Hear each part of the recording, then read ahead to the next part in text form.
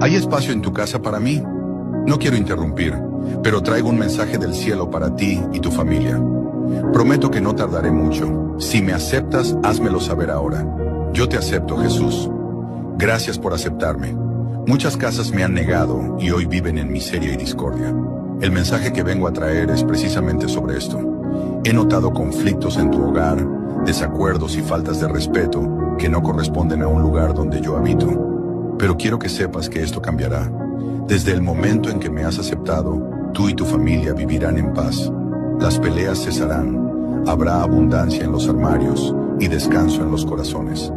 El hogar que me recibe siempre será bendecido. A todos los que me sigan y me amen, les concederé grandes bendiciones y haré realidad sus mayores sueños. Ahora te pido que compartas este mensaje tanto como puedas, pues deseo entrar en muchos hogares hoy.